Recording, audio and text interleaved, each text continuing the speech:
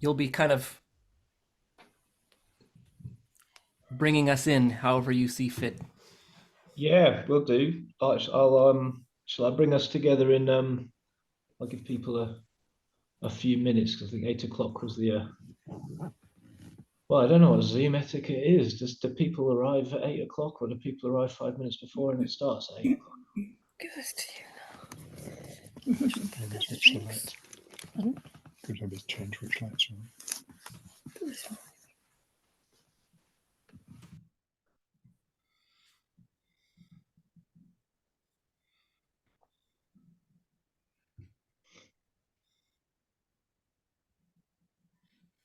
Oh, 4 people have entered the waiting room. Let's admit all them.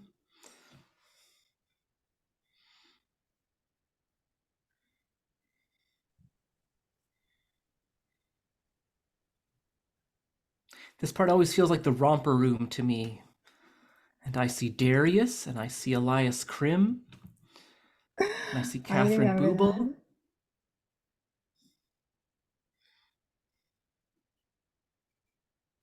It's a very Canadian reference, Marcus. Oh, that was a Canadian show? I think so. All right. Maybe I not. don't I don't know what the romper room is. I know about Romper Room. Oh, We got the CBC in Detroit when I was a kid. okay. I used to watch Canadian TV all the time.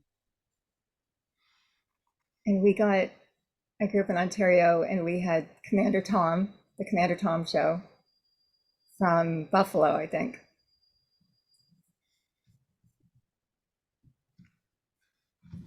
Anna Greenwood just direct messaged me on my phone. She can't find the link, so I will ping that to her and just be on the lookout for Hannah. Okay, will do.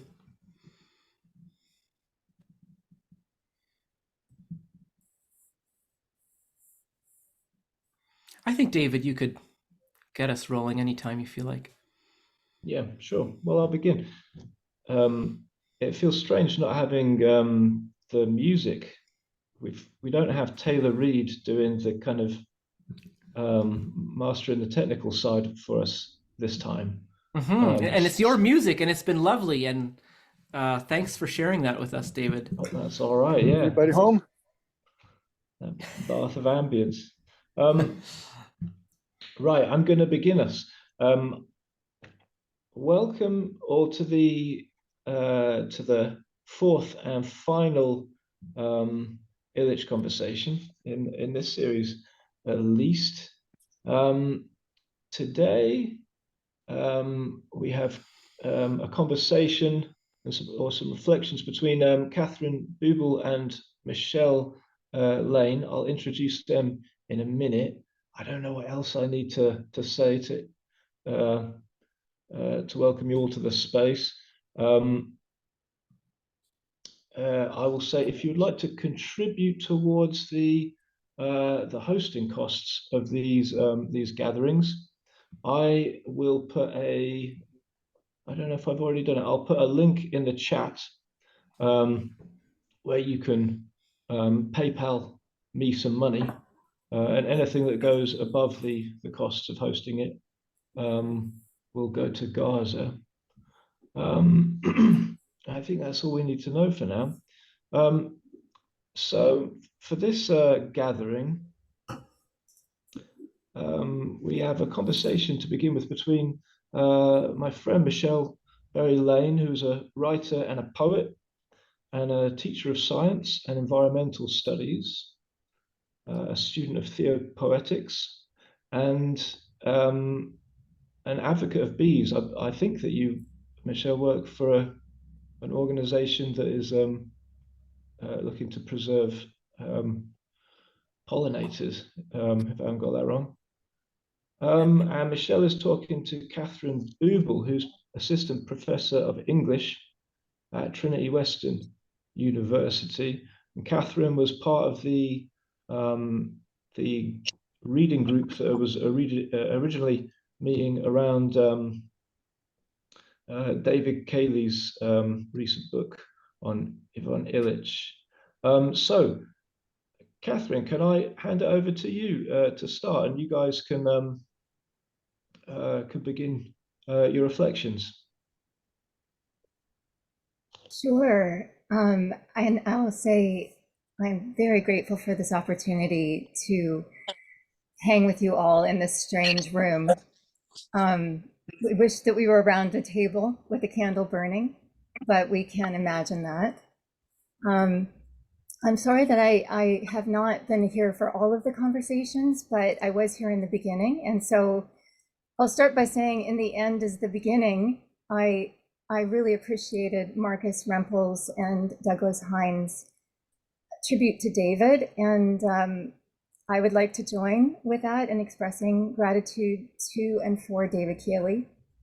I've been learning from him for years without him knowing it, like Marcus, through the CBC radio documentary series Ideas. And I had come across his blog, I can't remember how, but somehow early in the COVID pandemic, I was trying to make sense of what was happening. And I can't remember whether someone directed me to a blog post of David's or whether I was looking for something else on his blog and found a remarkable posting there, an open letter to critics of Agamben and invoking Illich. And it helped to articulate things that I was wrestling with. And I was telling my spouse last night, I feel like David has been like a Gandalf to me through the little journey that we've been on through the pandemic years and the apocalypse of those years. But I had long been following him, learned about René Girard through him, and in I think it was probably through Charles Taylor's book, A Secular Age, that I learned about Illich and was intrigued by Illich. So I was delighted in a happenstance. I won't try to explain how it happened. It was a surprise through contingency that I was invited to join a book club in 2021 that Marcus was part of the hosting of that, around Ivan Illich, An Intellectual Journey, David Keeley's book. And I'm just so grateful how he has generously shared the fruits of his friendship with Illich and of his own wide-ranging thought that remains hospitable and open to surprise and to the stranger, the unexpected one who shows up at his door, even if it's a Zoom door or a Zoom room. So I'll say that my knowledge of Illich comes through that book club and reading that book, and that I am familiar with and have been for some time with his word that circulates for some reason here and there, it comes up, his use of the word conviviality. And I'm in love with that word. I love that what he means by it is, I'm quoting here, autonomous and creative intercourse among persons. And so I truly believe that that's what this group is participating in. And then also the intercourse of persons with their environment. And I have been for years seeking to better understand and better live conviviality with my place. And the fact that this is contrasted, his idea of conviviality is contrasted with the conditioned response, the conditioned response of persons to the demands made upon them by others and by a man-made environment. And so conviviality to me carries enormous environmental import. And I will say that that's what I went into the book club in 2021 with that on my mind. And so I proposed to David Blower that a couple of things that intrigue me, and I'd like to talk with everyone about it. And I think I saw David joining, so I sure hope he will join in too. There were 2 points that were particularly intriguing to me in Illich's thought. And one of them was this anomalous myth that he identifies with, the Pandora myth, an Epimethean man. and his reference to the Hesiod telling of the Prometheus, Epimetheus, Pandora story, which I hope we're all familiar with. I won't try to recount that story, but I can say that you could go find it online. He was in conversation with Erich Fromm of the Frankfurt School, and the article is The Dawn of Epimethean Man. It was an address that he gave, I think, to Erich Fromm somehow. And so you could find it online and read for yourself how he works his way through it. But I had found it also on a video where he tells, he's in conversation with his friend, you remember his name, Jean-Marie Domenech. And the video is called A Certain Regard. And even the title of that, A Certain Regard, I think beautifully captures what Illich saw in this myth. It's an intriguing way of reading it from the side of Epimetheus as the person that he identifies with versus Prometheus. And I think we all know the story of Prometheus being the great sort of savior of Aeschylus's Prometheus Unbound, or Bound. Unbound comes later. He who brings fire to humanity, the creatures that he had formed out of the clay and had Athena breathe life into them. And this creator savior character, Prometheus, is usually the hero. He is the hero of many of the romantics. This idea of the Promethean spirit in humanity being that which is always striving for flourishing. And he's the one who brought all kinds of techne to humanity, fire being the major symbol of that, the fire of the gods. And so it was so striking to read in the middle of the book, Kaylee's book, the central chapter is on gender, and Illich's book on gender, which I guess was a fateful book, was not understood at the time. But the way that David explains it, it's a book about complementarity and otherness. And so this combination of, in the middle of this book, the polarity, and not in an antagonistic way, but a polarity that is complementarity, that was what was at the heart of gender. And that in the middle of this chapter, or in the midst of this chapter, and then near the end of the chapter, there's reference to this myth that Illich was so intrigued with, and why he identified with Epimetheus. So I feel that there is environmental significance. My mind converges in a number of ways around how Illich reads this myth, but one of the main things that strikes me is what he says, that he wants to be the Epimethean man rather than the Promethean man, that he sees Pandora as a diminished patriarchal version of the Earth Goddess, or Gaia, and that at the time that he was writing and thinking about this, he was in conversation with Erich Fromm. He'd also been in conversation with, and I don't know if I say Gershom Scholem, his name properly, but a scholar of the Kabbalah.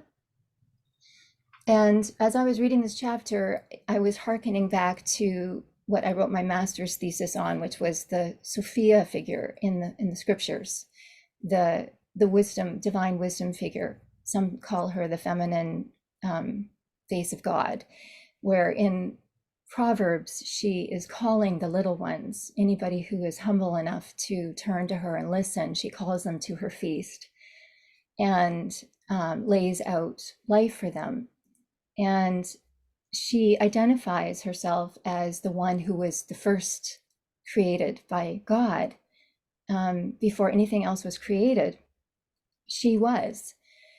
And for me, that again carried echo spiritual significance as I was learning about this figure and how she had eventually impacted two poets that I was interested in, Gerard Manley Hopkins and Thomas Merton, who, like Ivan Illich, were devoted to the Virgin Mary. And so I found in my MA research this combination of the voice of creation in Sophia, and Mary, the first to say yes to God and welcome God in the flesh into the world. I think it was Hans Urs von Balthasar who wrote that Mary's yes and Christ's yes are combined in the moment where she receives, the Holy Spirit comes over her and she conceives and bears the Christ, Theotokos. So again, when I'm reading Illich's figure of the Epimethean man standing on the side of the earth goddess who's been diminished by patriarchal telling of her story into Pandora, who is a controlled and contrived figure, I also thought of what Pierre Hadot in The Veil of Isis identified as two stances of the human, one of them being the Promethean, which is the technological grasping and controlling, or the Orphic, the Orpheus story being of singing and listening to the earth. And so I felt that Illich was capturing something of the Hebraic and Christian Sophia figure, and his Mariology is, in David's telling, quite entangled with the way that he understands Pandora. And for me, why do we attend to this strange image of Pandora? And there's a video in which he, as I said, is being interviewed by his friend, and it's the threshold of what he wants to say about Epimethean man as the one who does not control, but who listens and stays to the dream of the earth. And that he even says, if we don't turn back to her, and he says she lived, and I believe she still lives in her cave at Delphos, listening and attending to her, if we don't regain our ability to recognize dream language that she alone can interpret, we are condemned, he says. The world cannot survive. And so there's something about even the very call to attend to, for me, the wisdom figure in the scriptures, which I came across. I'll say one more thing, and then I invite Michelle to join me in thinking about this. But I've been also reading and pondering Dietrich Bonhoeffer's exegesis of Genesis 1, verse 1 to 3, the passages on the creation story. And he has this enigmatic, you never hear Bonhoeffer use the word myth, but there is this moment where he is unpacking the passage, and God separated the light from the darkness, and God called the light day, and the darkness he called night. And there was evening and the morning, and that was one day. And that was the first of his creation. And so for me, I give her the voice of Sophia, like this creation, the day. To me, that is Proverbs wisdom, divine wisdom, being the voice of the earth, saying, I was with him in the beginning before anything else, before the foundations were laid. Well, we see in Genesis, the day is the first of all creatures. And Bonhoeffer says, the day possesses its own being, its own form, its own power. It's not the rotation of the earth around the sun, which can be understood physically, or the calculable change of light and darkness. The day is something exceeding all this, something determining the essence of our world and of our existence. If it were not such an unsuitable thing to say in this context, he's in a seminary, we might even say that it is what is called a mythological quantity.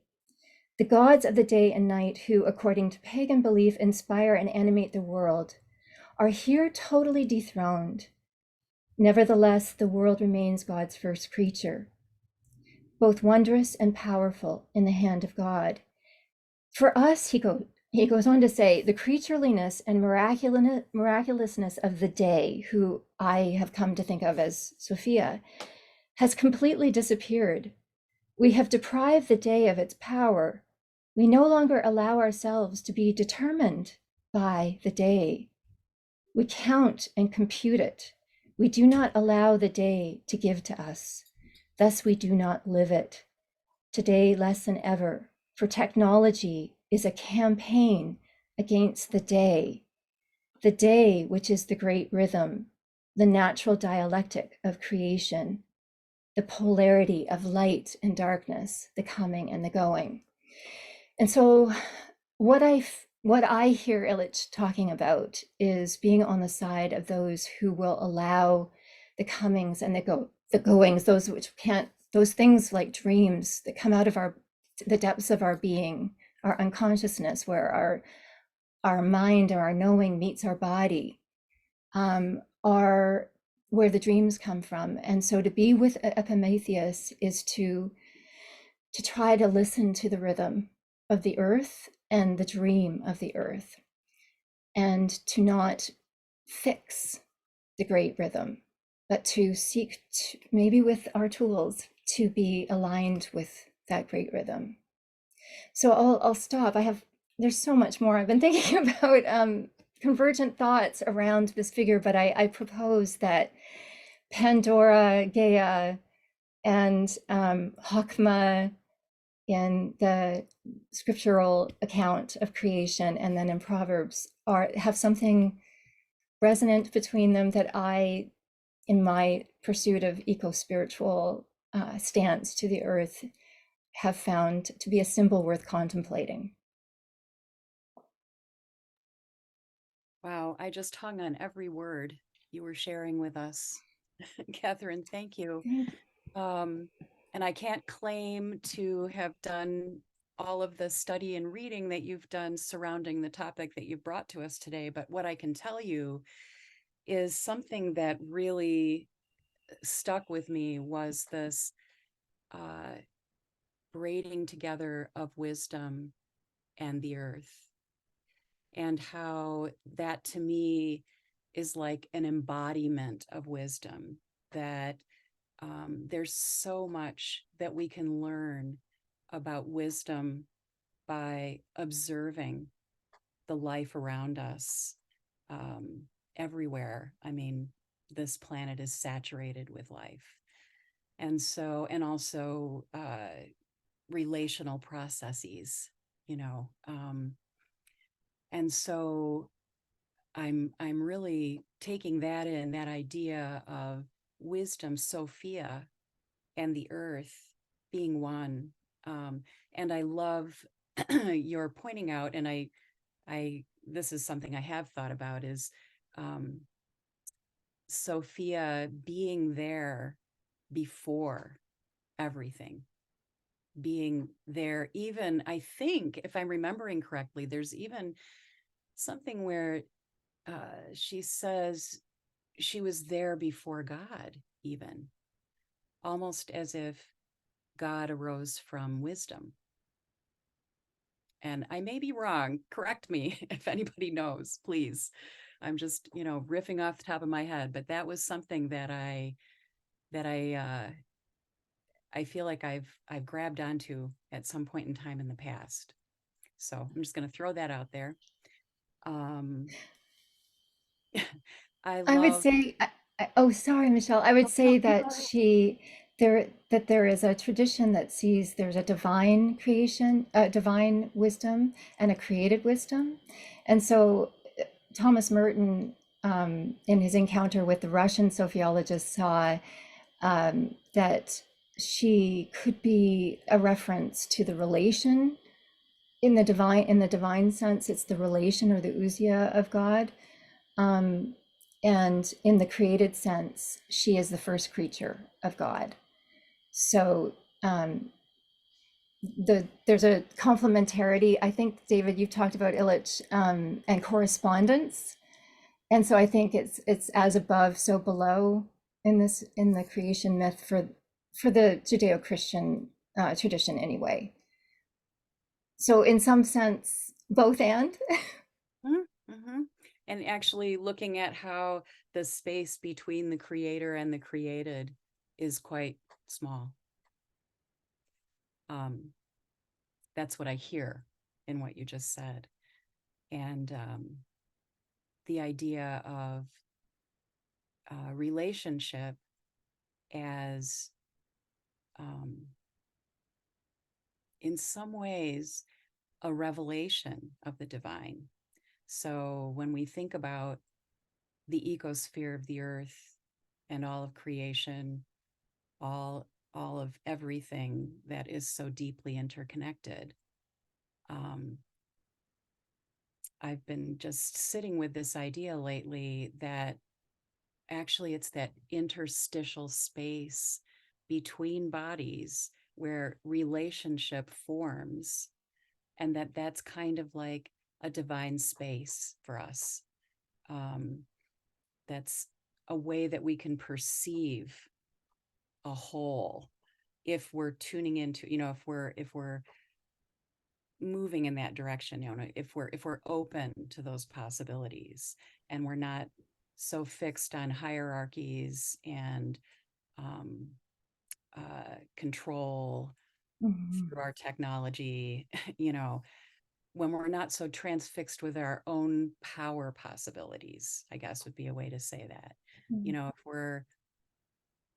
If we're so bought into the supremacy of humanity and the objectification of pretty much everything else, that comes out of modernity, then we lose sight of that relational beingness that really is kind of a holy mystery in a way. Yeah, and that was from what I understood of David Cayley's chapter on the book Gender and Complementarity. That was what Illich was trying to convey in that book, was around relationship, that God meets us in the other.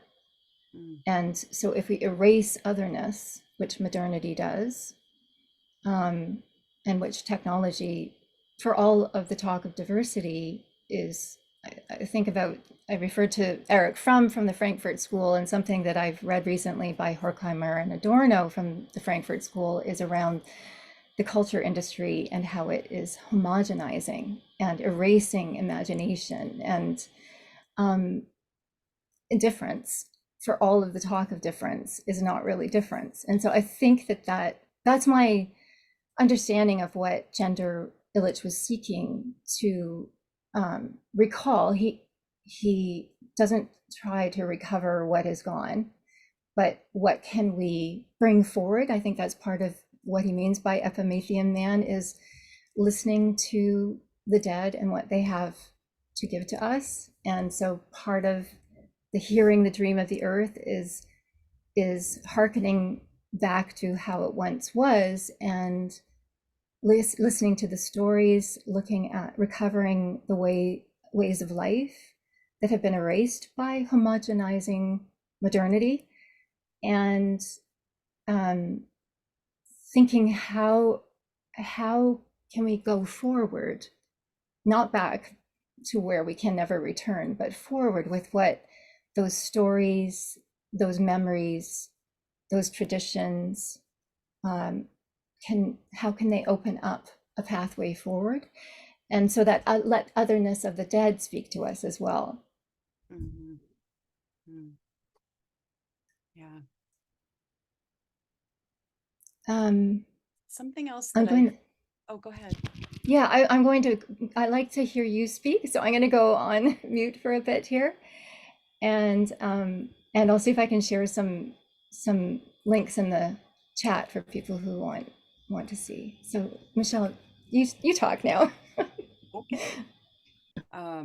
Something else that I heard Katharine saying is balance in several things that that she was talking about. She's talking about the balance of things, which again has a lot to do with relationship. And when we fall out of balance, when we fall out of relationships that are basically essential, things begin to unravel, because there is the necessity for a myriad interconnectivity, in order to exist. Nothing can exist on its own, essentially, in this world. Every breath we take is not ours.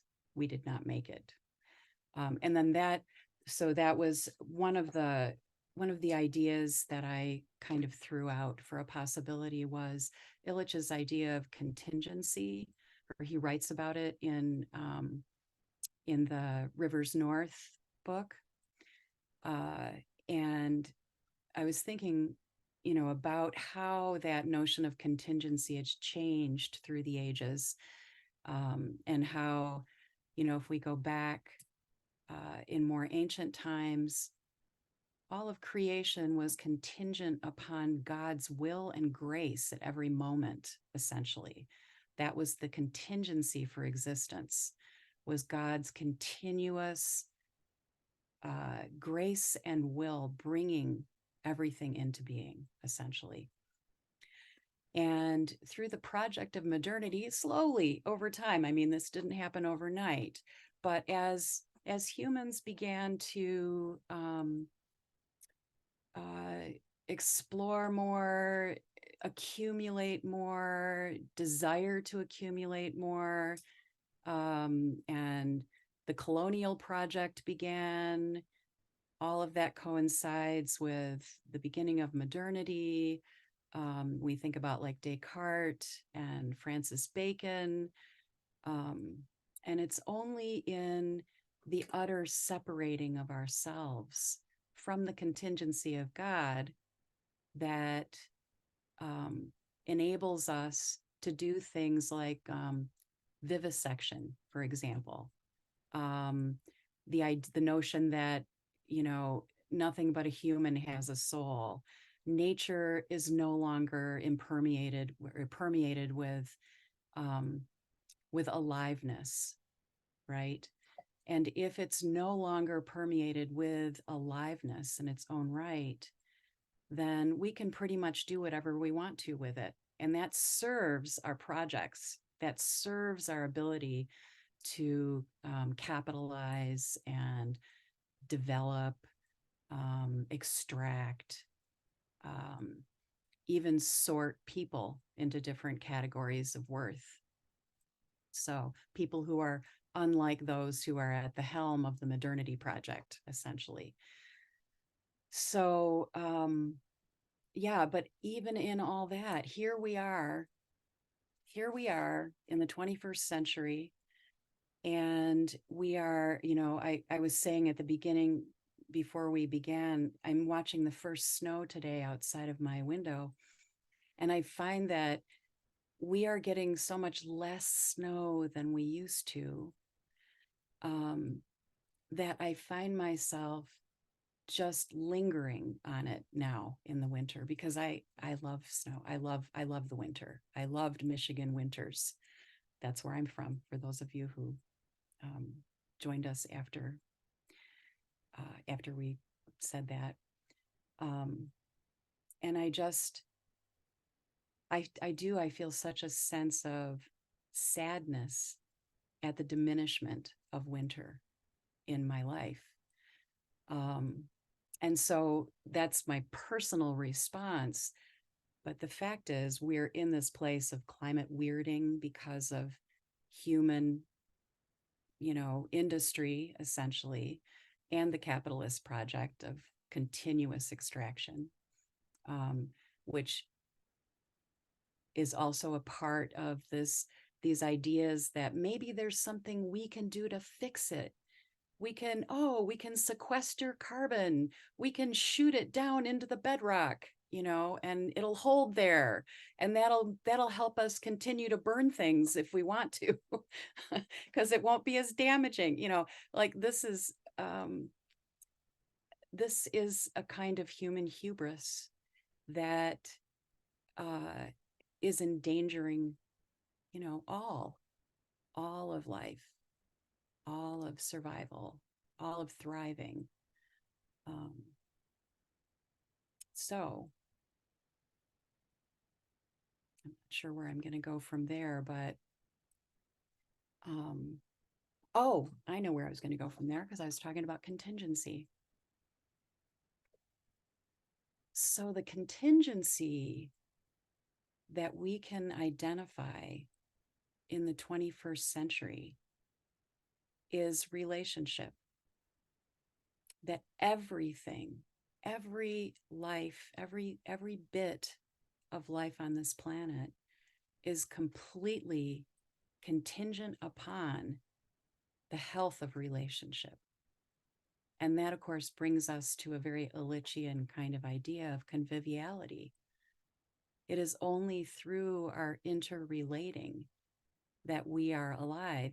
And we just happen to have put the blinders on about it as a species in general. That doesn't mean everybody. The dominant members of the species right now on this planet have conveniently forgotten how utterly dependent we are upon others. And that is a heavy truth that we need to sit with and grow through, I think.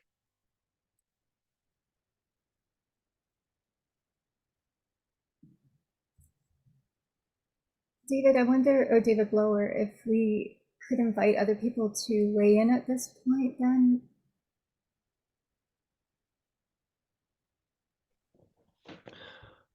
Yeah, we certainly can.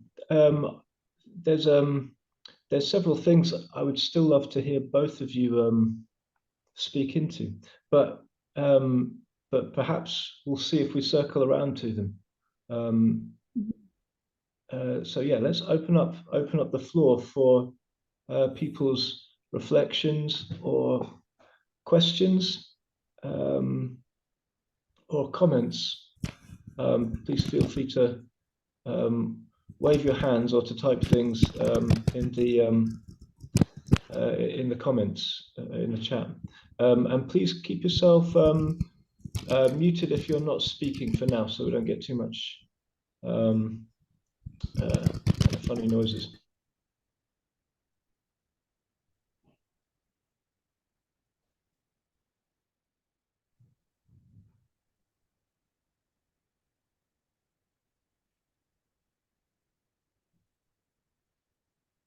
Are you waving a hand, Anne Hein, or are you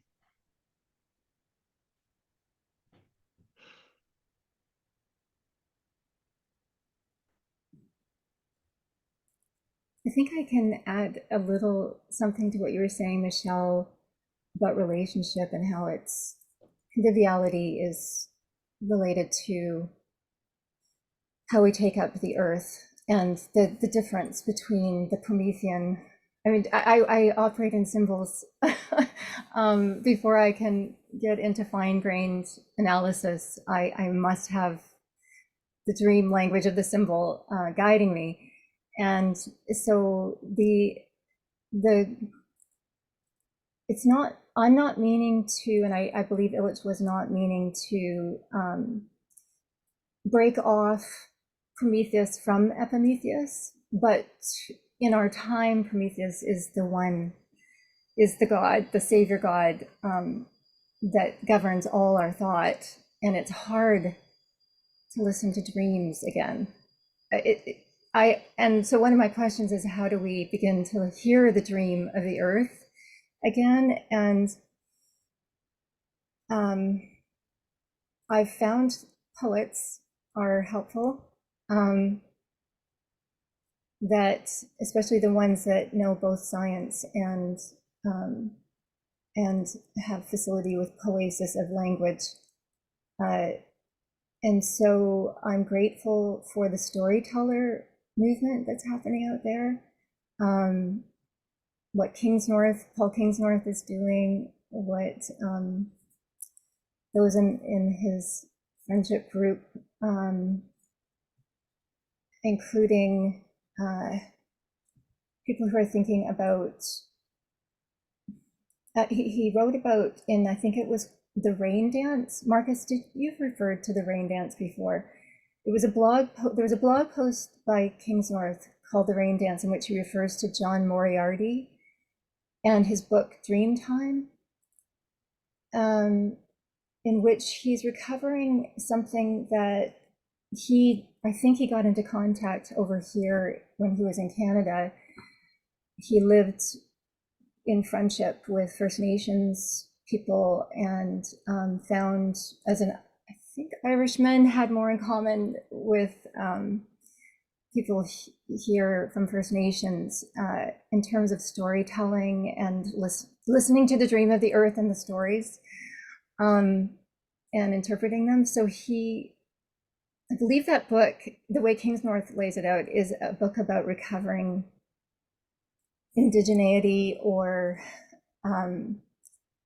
I think he refers to it as indigeneity carefully, but that we all have roots in people who were once Epimethean, that listened to the dreams of the earth. And how can we in the West recover? I think it's why so many people want to align and appropriate with Native American spirituality in Canada, is that we want to know how to listen again and be in relationship, as you put it, Michelle, and we're at a loss.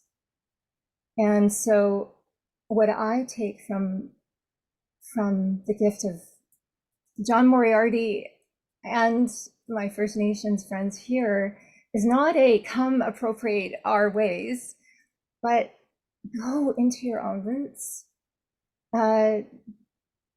If the myth of Epimetheus will help you be a better listener, listen to what that dream of a myth has to tell you. And we will find we can go forward in a better way. So I am grateful for the storytelling movement that seems to be capturing imaginations. And thank you to all of you who are part of that. We have a question in the chat from Lydia Carroll asking what conviviality looks like for Michelle and Katharine. I wonder if you could both reflect on that. Lydia's specific to your worlds of academia and bees, if that helps you get a little more granular. Yeah, Michelle, talk about your bees. Yeah, so I work for an organization that advocates for native ecological restoration in our area in order to support invertebrate life, basically. And so the bees and pollinators. Bees are the most prolific pollinators of all. So conviviality in that situation, I mean, people think about honeybees, people think about the community of honeybees and how they make a very, large society of bees that are all working for the common good. It's not necessarily conviviality, but there's conviviality perhaps in the relationship and how some bees are suited for some types of work. Some bees are willing to sacrifice themselves for the sake of the hive. but not all bees, like our native pollinators, and I'm sure it's the same, you know, across the Atlantic with native bees, that they don't all live in hives. Most bees are solitary, essentially, but they're engaging in the process of pollination, which is a very convivial kind of activity because it promotes growth and flourishing among a variety of different members of the ecosystem that are essential to the health and well-being, that goes even farther than that instance of pollination. You know, it continues out from that particular ecosystem, connecting to others. So yeah, I think pollination is a really great example of convivial beingness among in a natural setting. I hesitate to use the word natural because I think we use the word natural a lot in a way that separates ourselves from nature. But in the situation like in our town where we're advocating for planting natives, I guess we're inviting the humans to enter the conviviality of pollination. We're inviting humans to recognize that we have a role to play in the health and well-being of the whole.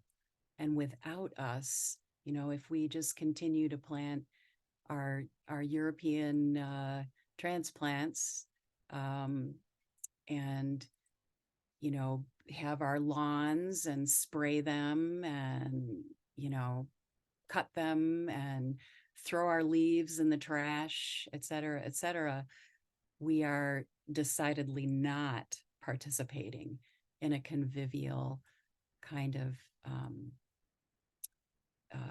condition with the rest of life in our immediate surroundings even. There might be an Epimethean way of keeping your yard. Yes. So that the dream of the earth. Yeah, listening to what the earth needs.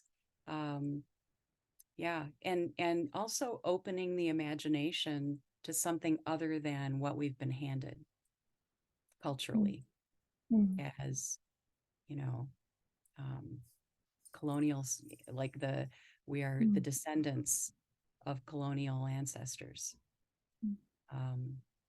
So we've been handed ideas about the way to be recognized as a good citizen or a good neighbor in the sense that our lawn looks well manicured and it keeps the property values up, I think, as opposed to actually entering into a living relationship. What's really important.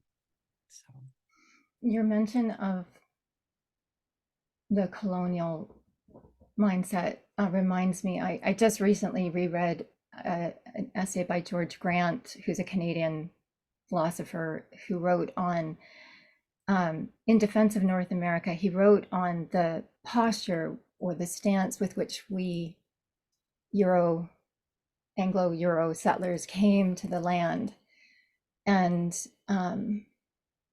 how it was the timing of it. Illich, I think it was Illich, recently I read, even refers to 1620. It might not have been him, but the idea of what was going on in Europe at that time with the change of science and the way that we take up the world, that came with us.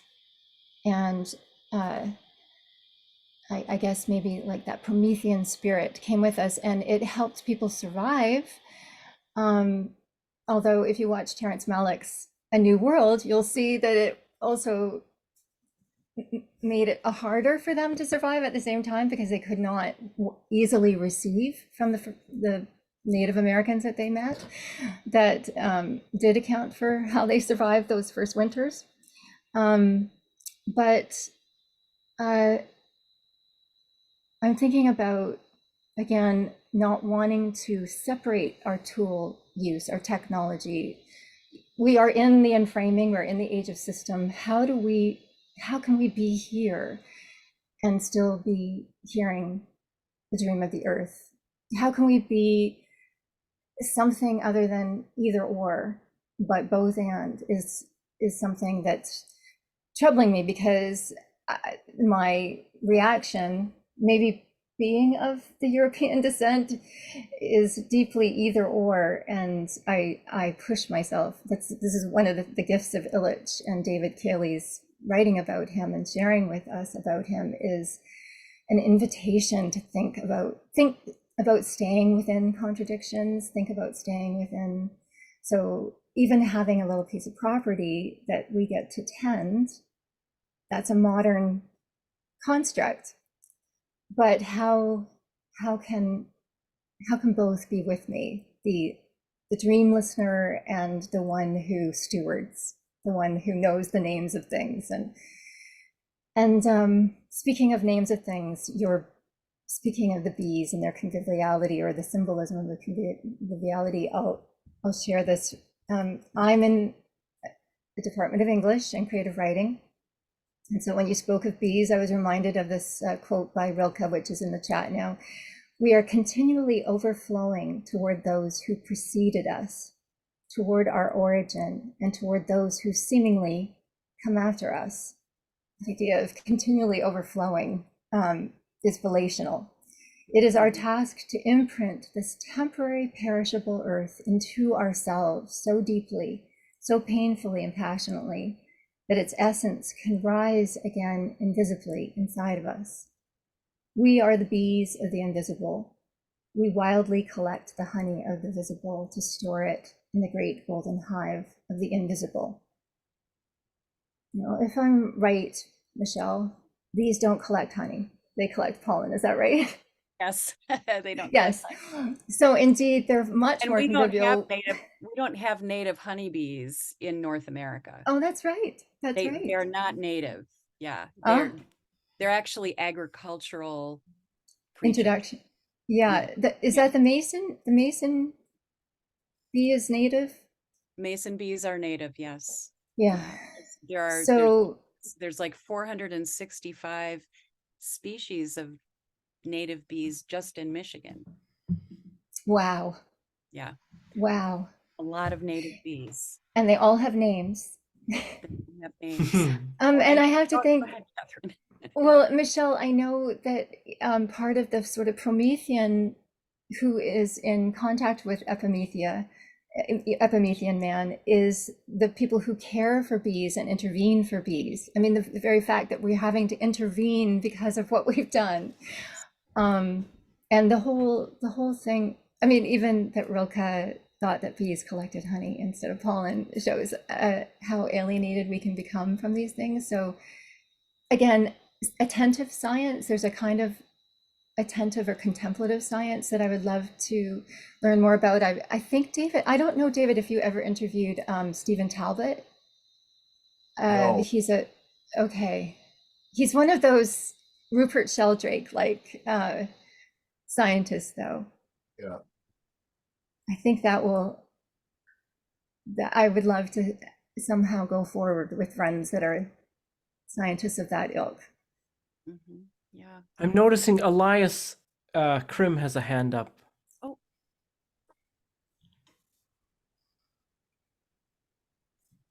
Oops, you're muted.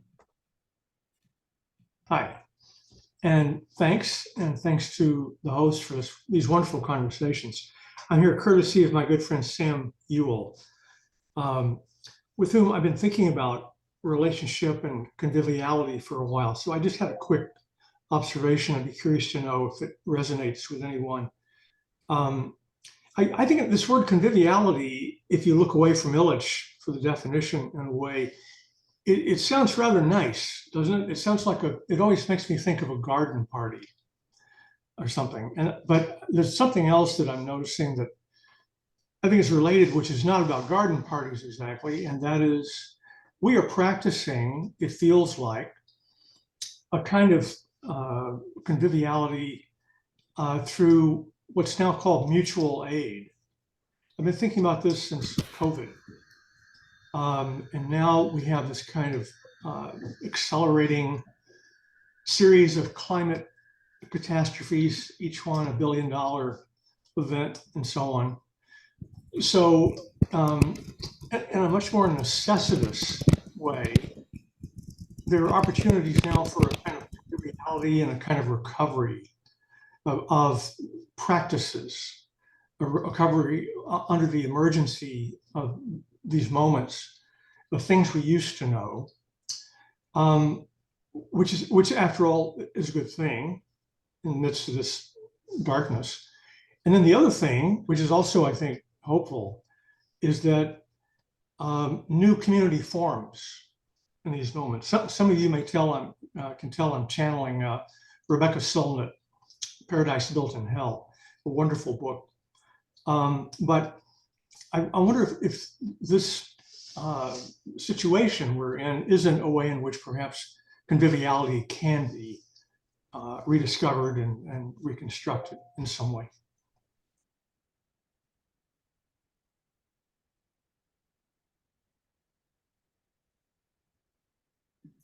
I would say talking- absolutely. Yeah, I'm looking for the book that Dougal Hines wrote. What's the title of it again? About building on the ruins?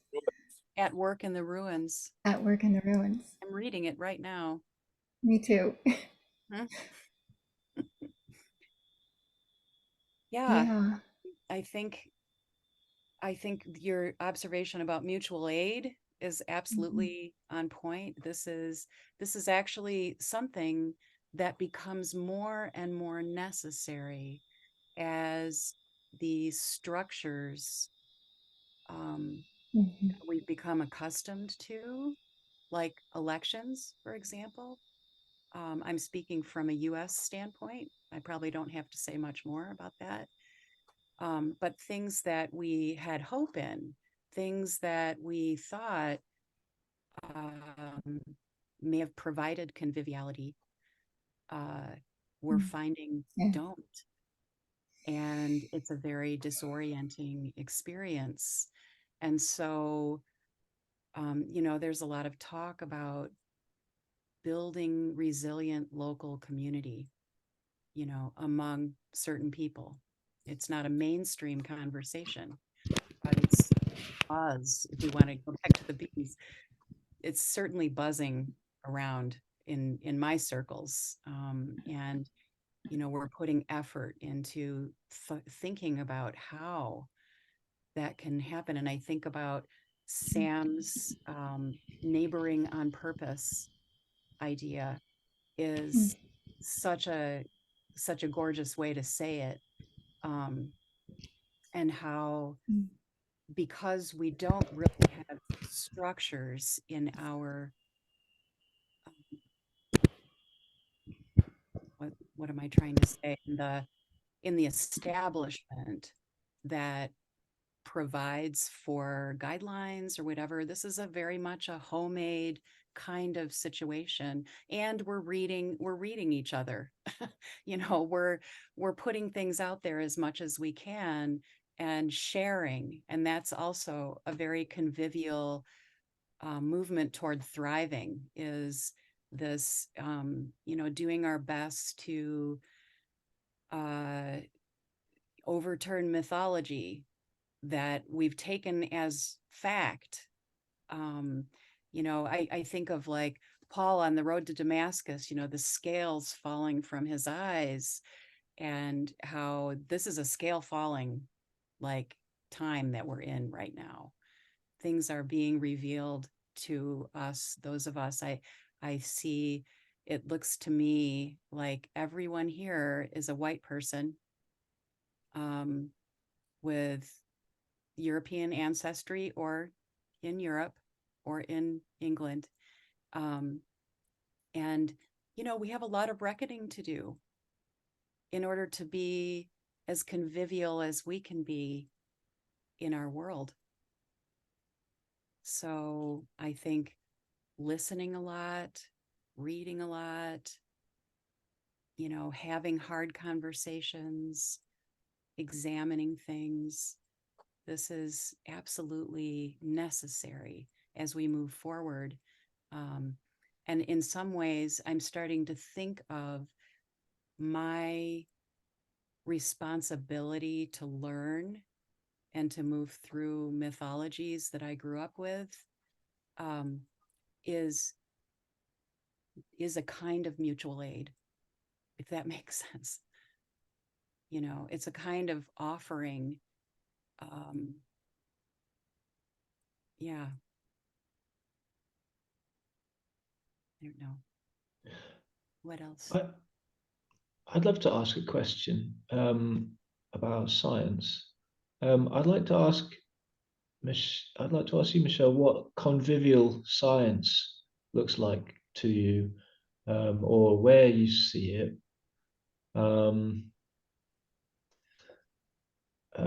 Yeah, what does that look like, and what examples do you point to? And I guess on the back of that, I'm also curious about science that is not closed off from, I don't know, intuition or spirituality, or the things that are harder to nail down. I wonder if you could speak into that. Mm-hmm. Yeah, for those of you who don't know, my professional life was being an elementary science teacher. And part of the work that I did was also working with adults in university who were learning to be teachers or working on a master's in teaching. And I taught them environmental and outdoor education. So, and in my work as a teacher, I was very much dedicated to, in fact, I felt like it was my mission to get the kids outside as much as possible and to do whatever I could to facilitate relationship with them and the world, the real world, not their, Game Boys, etc., Pokemon cards. So to go back to your question, David, just so people understand that I do have, and my mother was a biologist. My stepfather was a chemist. I grew up in a scientific household. Um, and so science is taking a bad rap these days and deserves it because science has served the colonial project, has served the project of capitalism for decades and decades and longer, hundreds of years actually. And so, but there is and I like, David, I like the way you said in an email, hope through convivial science, that there is great hope in the science that opens us to the wonder of what is around us and in us, like the microbiome. Wow. When you learn about how your daily existence is so dependent upon the health of your existence, is so dependent upon literally more microorganisms in your body than you have actual human cells. That is mind blowing to me and heart expanding, because I realize I am filled with creatures living their lives, doing the things they need to do, and I am benefiting from it. This is like a deep symbiotic relationship.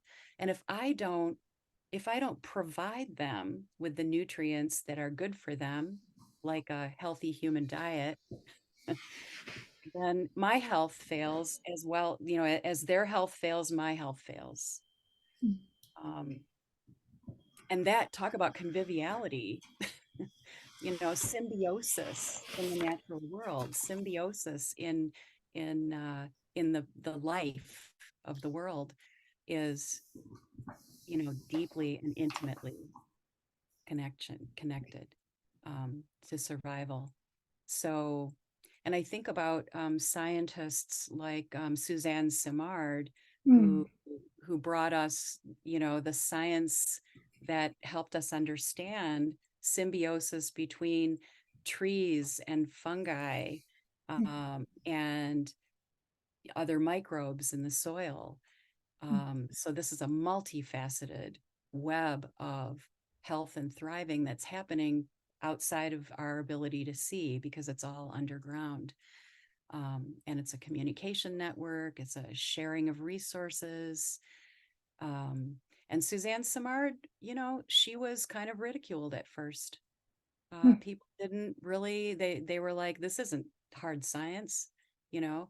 Hard science, I'm obviously paraphrasing here and injecting my opinion, but hard science is all about separating and finding the components, right, and how things work.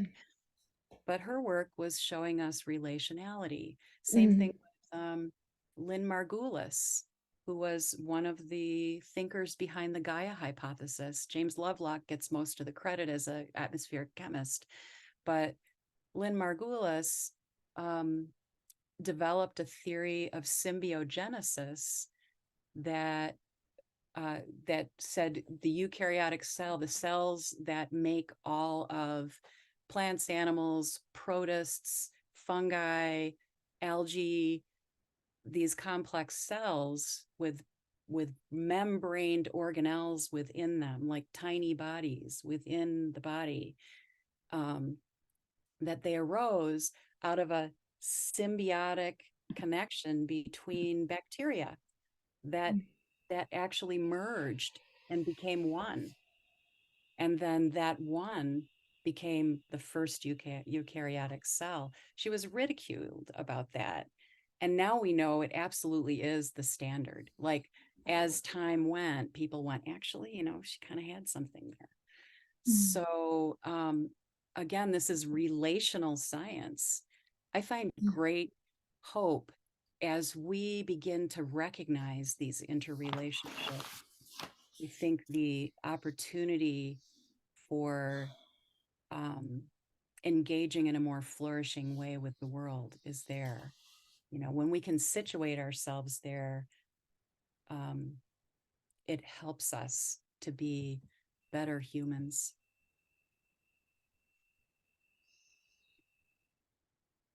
Do you get funding? There, that whole thing of the universities being beholden, that Illich unpacks, of it being almost impossible to be pursuing the convivial and the contemplative and the this way of being in a university where it's competition for the grants, and the grant money is coming usually entangled with large corporations and their interests.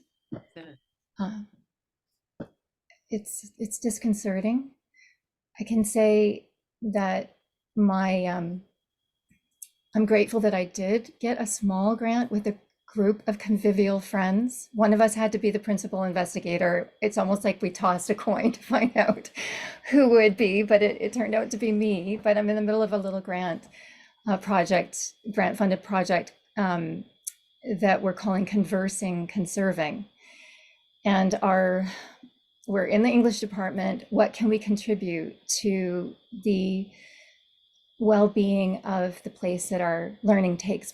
We call it, this is where our learning takes place. And it's there's a land that has been protected around, that belonged to the university, but it gets neglected or it gets used in various ways. The back 40 has been famous for, I think it has some hidden stories back there. Over the years, the students have discovered the back 40, and apparently there was pot being grown back there even at one point.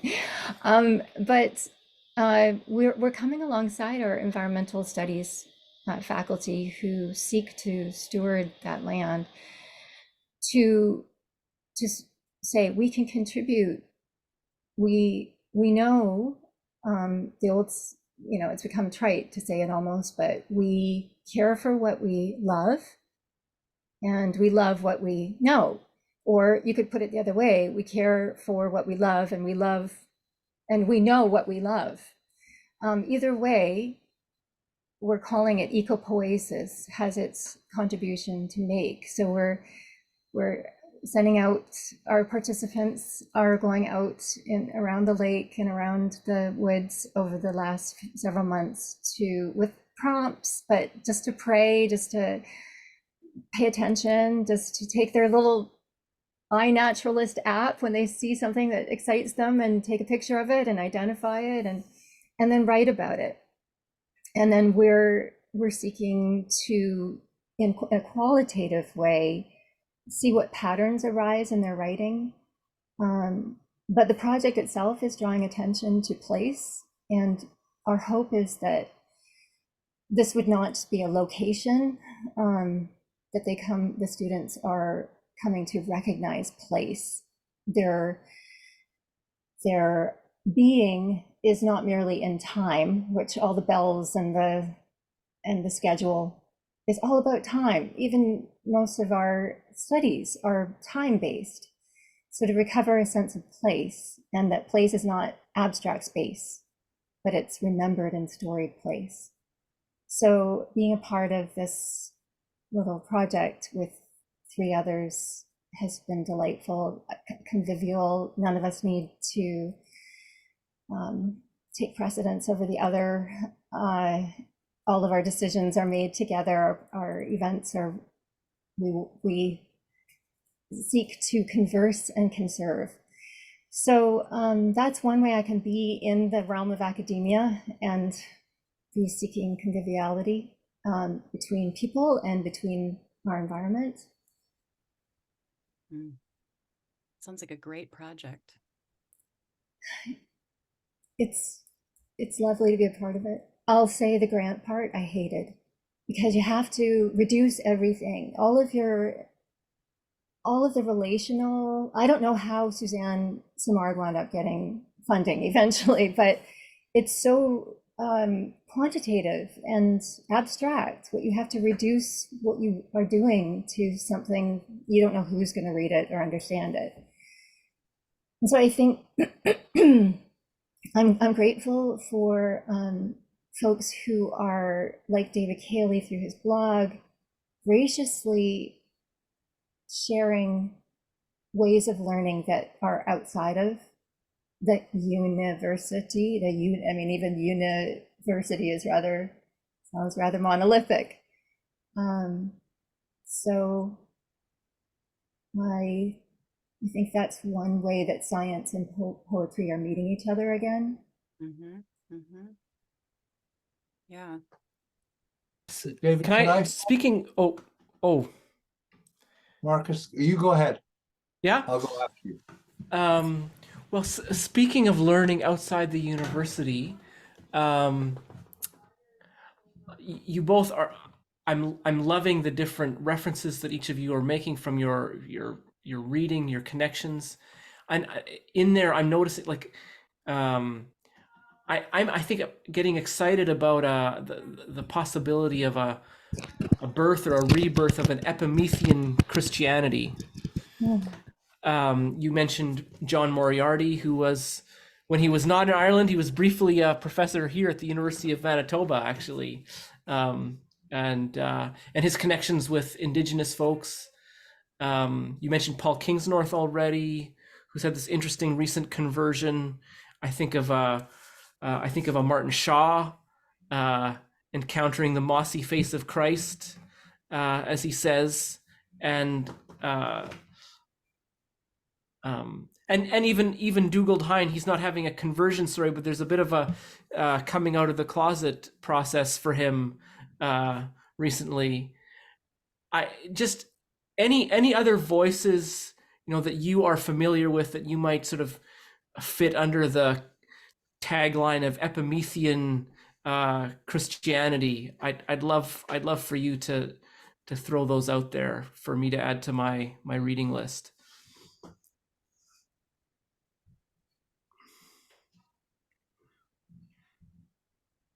I would say Wendell Berry. Absolutely. Yes. Yeah.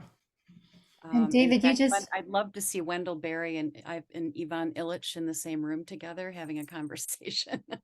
I think we do. David I think might we know do get to something see about that. Oh, I think maybe we do get to see that in the mind of David.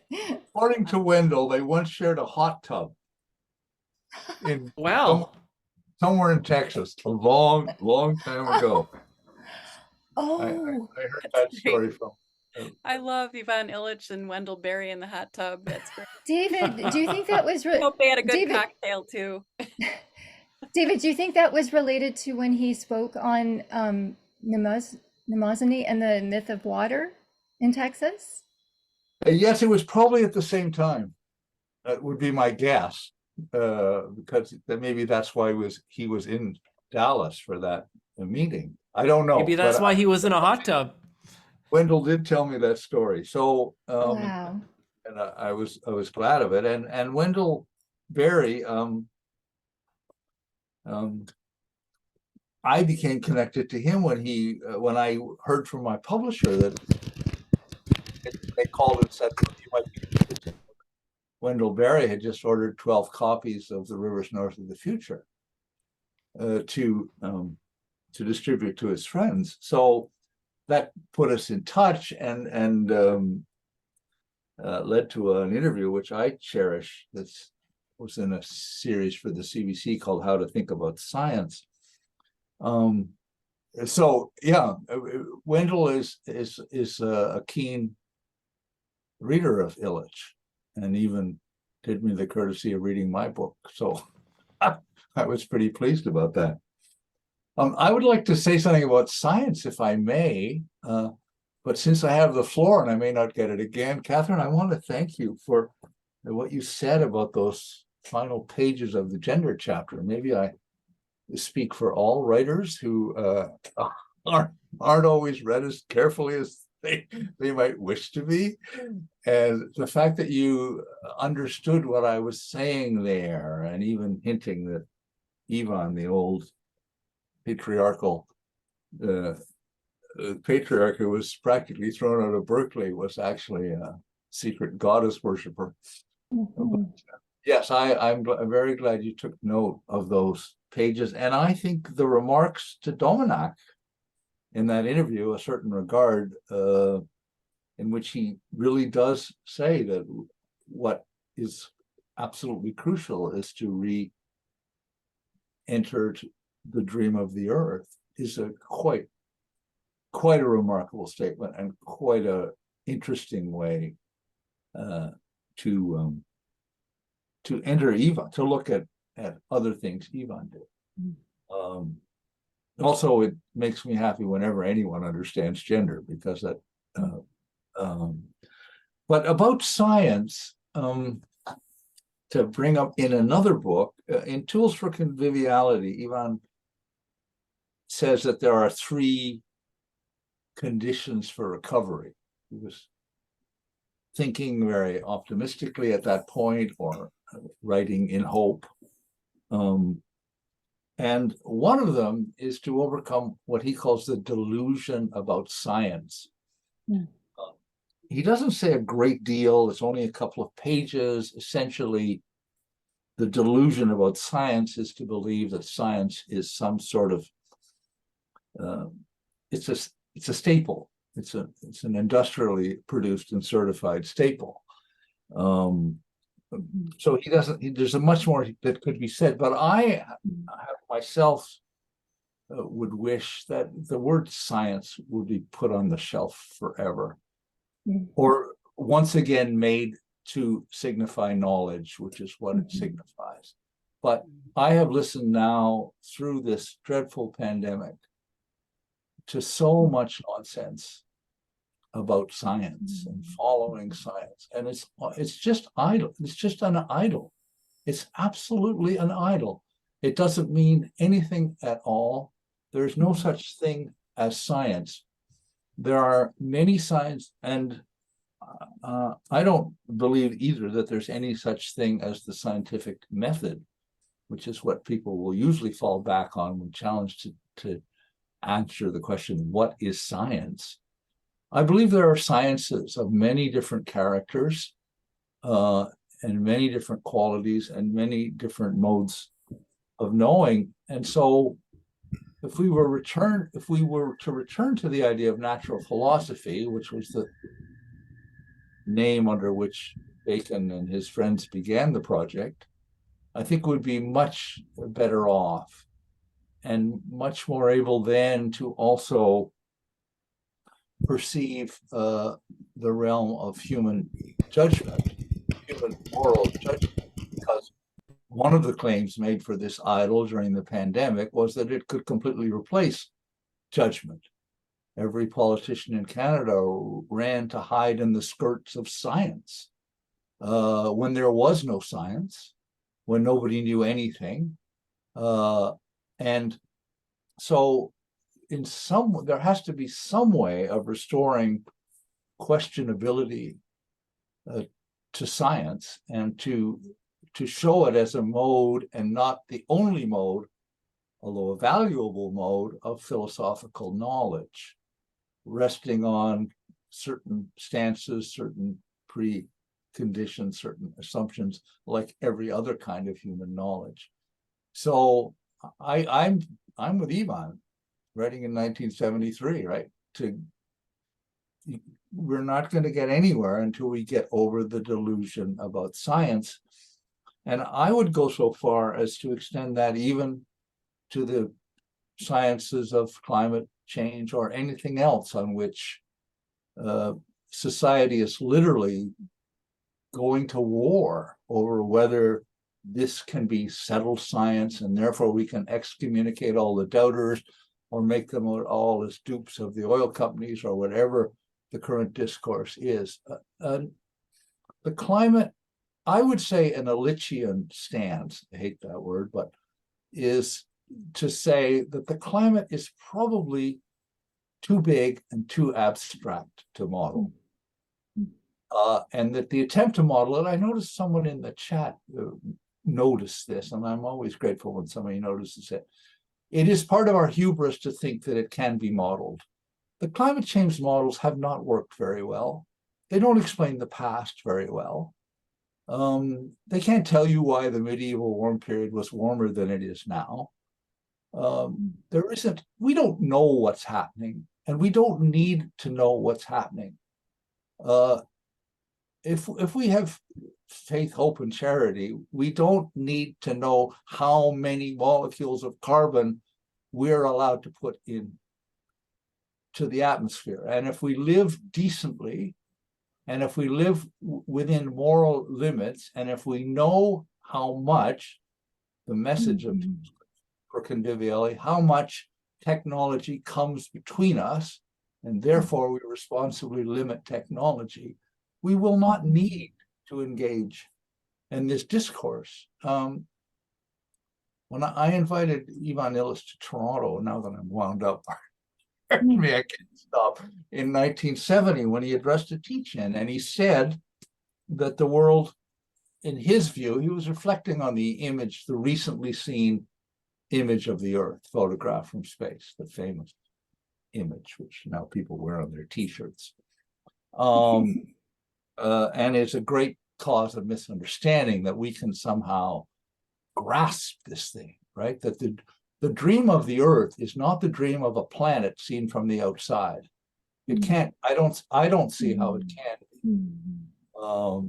But he said, now that we've seen this thing, two paths are open.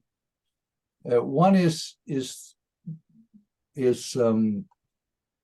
repent, in effect. I'll just leave it at that. The other is enter into an ever more minute environmental regulation.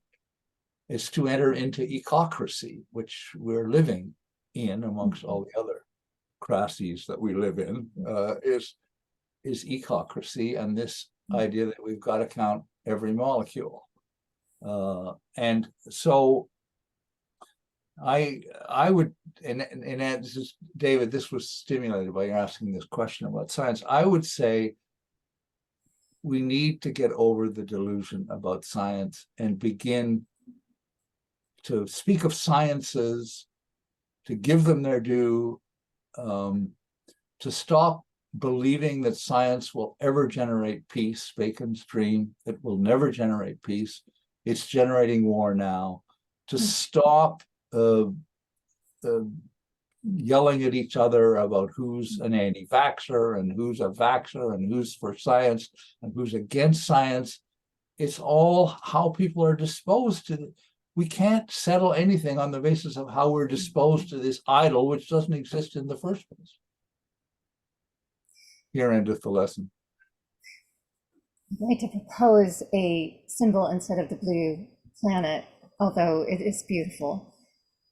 Is maybe that's something that I have recovered from the Chokmah, Sophia figure is the tree of life, and then add to it, in our present moment, Suzanne Simard's, there'd be a lot of mushrooms at its roots, growing around it. And indeed, one of the participants in my friends and I, the project, we have a poet artist who is out sketching the trees, and the main tree that is present in the more than human community around our campus is the red cedar, which amongst the Stalo people out here is called the tree of life. And so she is playing with her biblical poetic, theopoetic imagination, and with what we learned from an elder who walked with us and talked about the red cedar.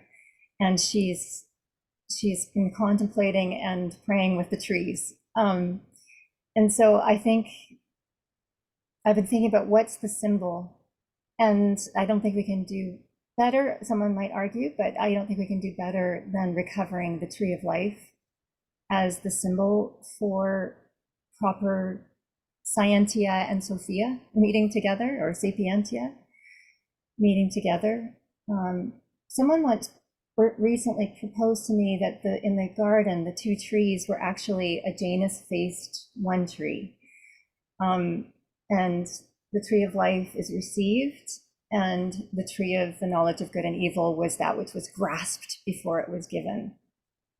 And so there's something about the possibility of the reconciliation or the bringing together of, is it possible that those two trees, since we've got both of them in our being, mythologically, can they be brought into that contradictory, complementary relationship again of technology, Promethean spirit being turned into something different, and Epimethean man,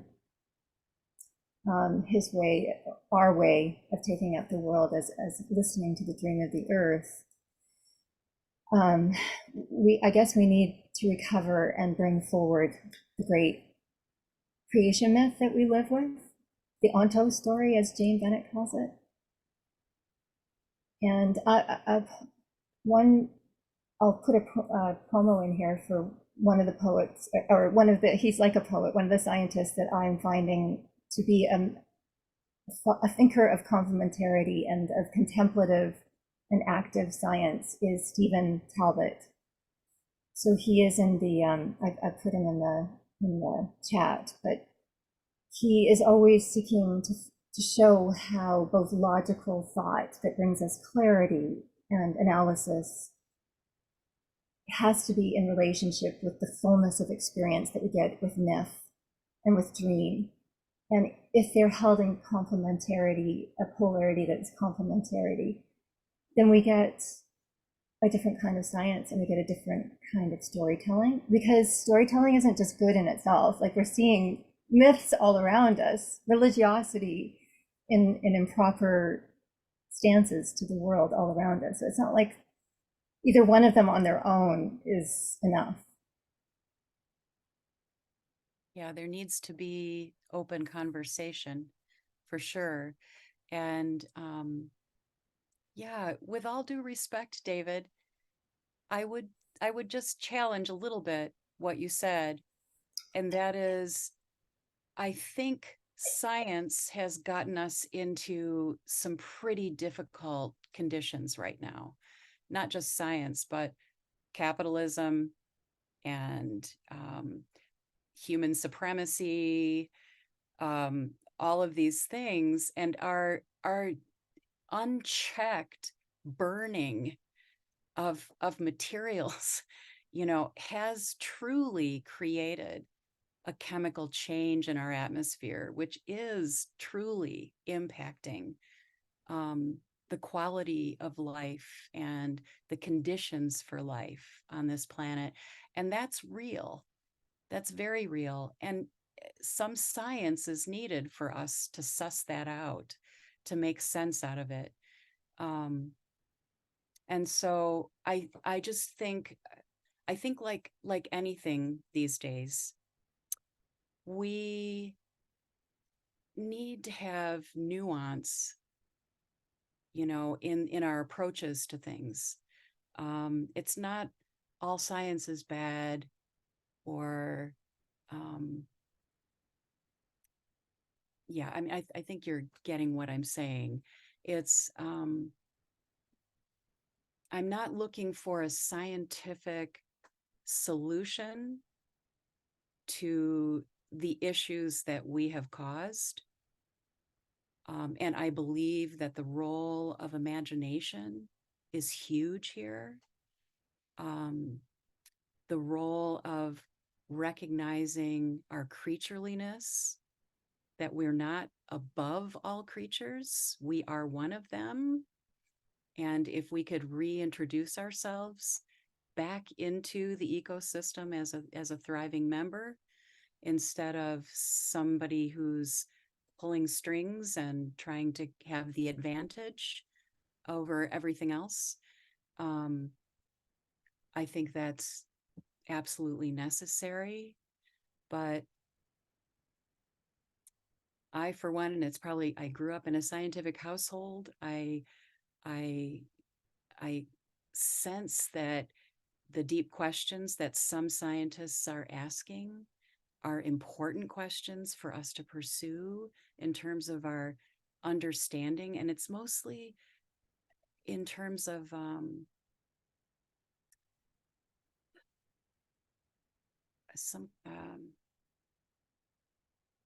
I would say it's a way of offering some veracity to people who would question it otherwise, if you're getting what I'm saying. If we can't, there's so many different modes of conversation that if we can't offer a multifaceted view of things, I think we're going to lose people that are essential to creating a space of conviviality on the planet.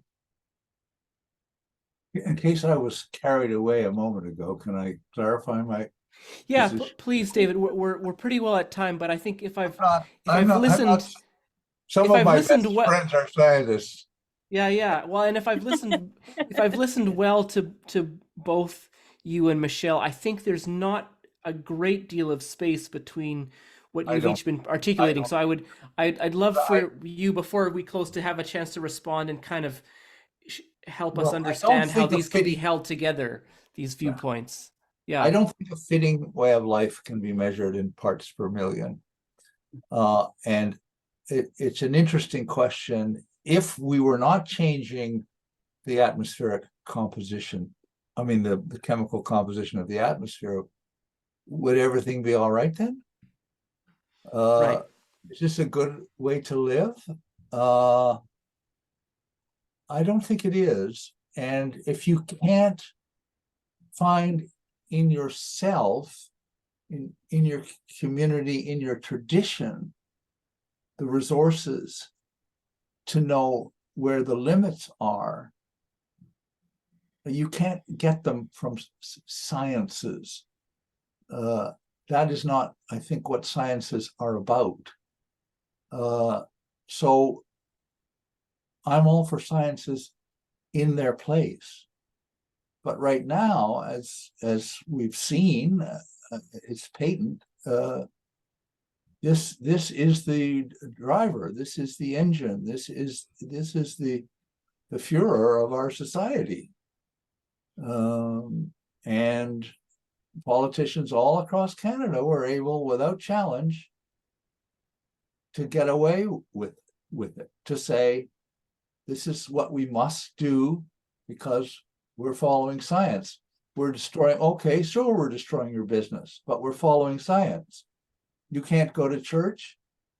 Too bad. we're following science. Whatever, you can't comfort your dying, too bad, we're following science. If people don't think that's ominous, then I think they're not listening and not attending. So it's nothing against the practice of this or that science and what can be learned from it. It's a question of what we are and whether we're living in a creation or not. So that's all I really want to say. Did you want to give one more response before we close, Michelle? Sure. Yeah, I would say all of that. I hear what you're saying, and I agree that it's not just about following the science or doing what science says. There's so much more to it. There's so much more to being a good human in community than just following the science. And as you said, it is a tool. It's another tool that we use to kind of suss out and understand things. We seem to need that. We seem to need to have explanations for our curiosities.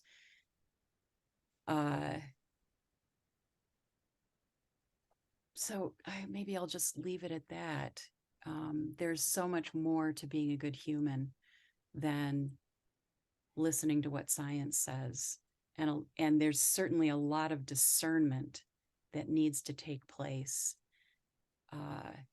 when we are listening, not only to science, but all the other voices coming at us. A great deal of discernment and conversation needs to happen. Well, I'm grateful for a good deal of conversation over the last, 8 weeks? This has been, for someone like me, great fun on a Sunday afternoon. And so I just want to express my delight that I think is shared with other faces on these screens in the generosity of David Cayley and Samuel and Dugald Hine to get some conversations going, and Michelle Lane and Katharine Bubel to bring some beautiful feminine wisdom to in a very complimentary way round some things out before we wrapped up the series. And I want to say give a special nod to David Benjamin Blower, who had the sense of the what and the how of making that happen. I'm really glad that he had that vision to reach out to the two of you for this final installment. So that's all the thanks for me. David Benjamin, do you have anything else you want to, housekeeping wise, or any final farewells, maybe comments about where to find yourself, other folks that have been connected to this conversation, if people want to keep following the conversation in some way? I'm sure if you Google us all, you'll find us. Yes, I'm just grateful to have been involved over the last 2 months, and grateful to Michelle and Katharine for holding the space today. Thank you for inviting us. I just want to add one word of thanks to David and Marcus, to everyone for participating. And also I just wanted to say to David Cayley something that I said to him directly, but I think it's appropriate to share here. It was, David reached out to me. I finished my PhD on Illich in 2014. It was sometime after that, but it was David Cayley. David, it was your reaching out to me and your enthusiastic reception of, I don't even know how you got a hold of an online PhD, but it got out there. And you read it and you reached out to me. And that's what gave me the confidence and that wind in the sails to turn it into a book. So, I mean, I think this gathering could pretty easily turn into a David Cayley fan club, but it's just appropriate to recognize you as an elder you've helped me and so many of us cross this threshold into Illich's imagination. So I just wanted to say, it doesn't end here. but it's worth Good. each moment. Thank Thank- you. Thank you, Sam. And one housekeeping thing, is it possible that we could share emails? I mean, to listen, I've been, I've had a speaking role in a couple of these, and I've been